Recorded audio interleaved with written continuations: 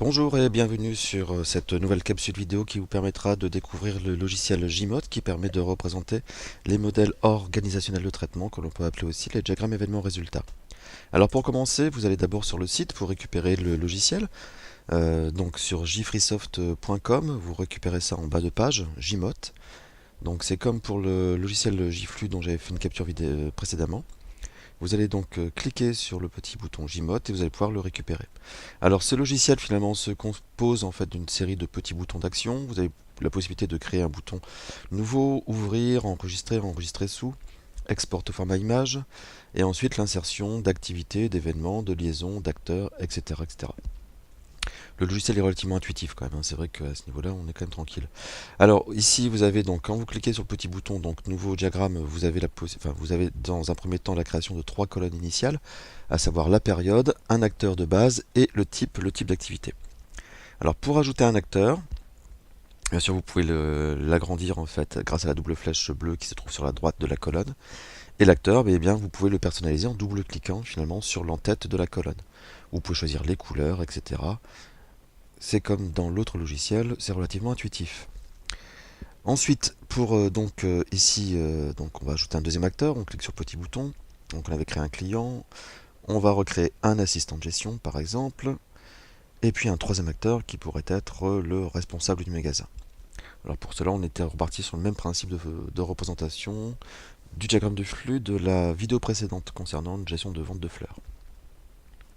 Alors on peut ici rajouter, on avait un quatrième acteur qui était aussi un acteur externe, donc c'était le livreur. Voilà, donc là on a créé nos 4 acteurs. On peut élargir à souhait les différentes colonnes et on peut le faire aussi dans la suite. Alors, ce qu'il faut savoir dans un premier temps, c'est que ce diagramme va donc se lire généralement de gauche à droite et de haut en bas. Alors on va commencer avec un premier événement. Donc un événement déclencheur. Ici, c'était la commande du client que l'assistant de gestion recevait. On peut associer un état de réalisation, donc rien, clos, en cours, attente ou autre chose. Et donc il apparaît du coup en rouge en dessous. Et par exemple ici, cette commande que l'assistant de gestion recevait va déclencher une opération chez lui. Alors vous avez la date et vous avez un traitement de type ici automatique, manuel, etc. que l'on pourra personnaliser. Alors, l'élément de synchronisation, dans notre cas ici, il n'y en a pas dans la mesure où il y a un seul événement qui va entraîner l'opération. Vous pouvez donner donc le titre de l'opération, gérer des règles différentes pour avoir des flux en sortie, ce qu'on appelle des règles d'émission. Alors dans notre cas ici, ce sera donc l'opération réception de la commande. Et dans la partie tâches, vous donnez le détail des différentes tâches en fait, que l'assistant gestion sera amené à réaliser. Vous pouvez en mettre autant que vous le souhaitez. Donc par exemple ici, il va réceptionner la commande, il va créer ou mettre à jour le client, il va transmettre un bon de commande en fait, au niveau du responsable du magasin. Par contre ici, il n'y a pas de contrôle spécifique, donc on peut se rendre compte que à la limite, une des deux règles n'est pas nécessaire, donc on peut la supprimer en cliquant sur le petit bouton moins, et personnaliser donc l'appellation règle 1 par toujours, puisqu'il n'y a pas de contrôle. On clique sur valider. Voilà. Éventuellement on peut le modifier. Valider. Voilà, ça y est. Notre opération vient d'être créée. Comme ça dépassait un peu la colonne, on peut élargir la colonne. Et maintenant, on va donc faire un lien entre notre événement et notre opération. Alors bien sûr, l'événement et l'opération sont reliés par un trait au niveau de la règle de synchronisation.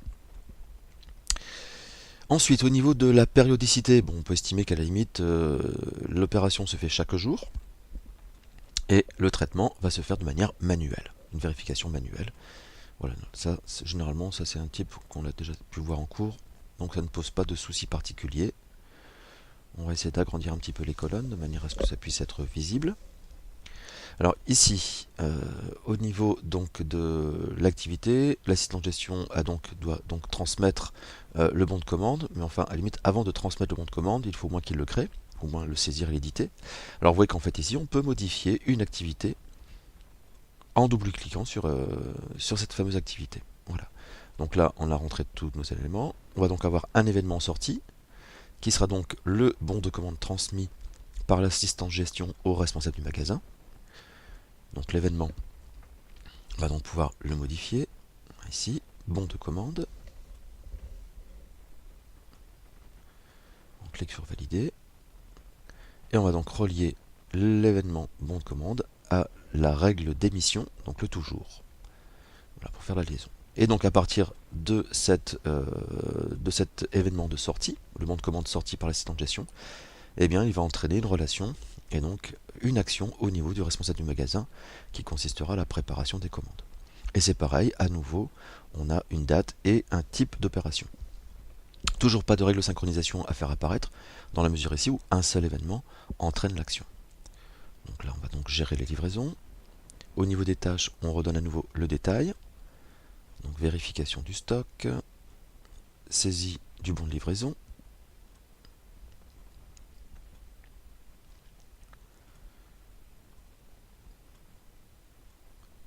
éventuellement saisie d'un courriel en fait concernant un délai de livraison s'il y a un retard.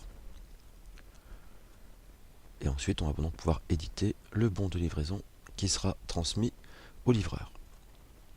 Alors ici, effectivement, on peut estimer qu'il y a un contrôle intermédiaire.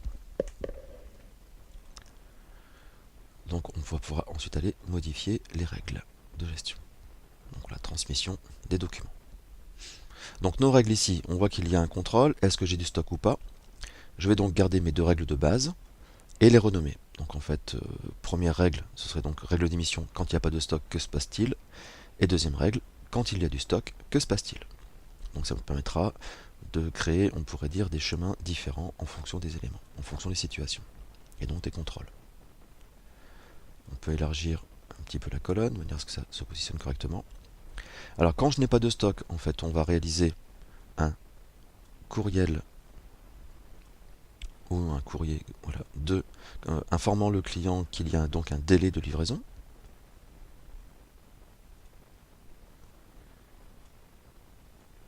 Alors on peut mettre les mots les uns en dessous des autres pour essayer d'avoir en fait une lecture un peu plus fluide. Voilà, et on va donc relier donc cette règle pas de stock à courrier de retard de livraison. Et concernant le livreur, lui en fait c'est quand il y a du stock, donc on a donc créé un événement, on va le modifier. C'était donc le BL, on transmet le BL. Et on va donc relier la règle d'émission stock à BL. Voilà. Alors, ici, on peut ajouter éventuellement au niveau des liens un commentaire, un nom. Alors généralement aussi ça c'est utilisé quand on a des règles d'émission.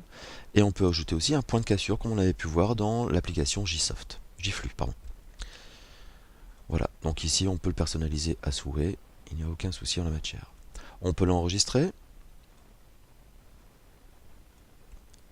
donc dans le fichier, et pareil, comme dans l'application JFlu, vous n'oubliez pas de rajouter l'extension .mot, par contre ici, pour que l'application Jmot puisse aller récupérer ce fichier.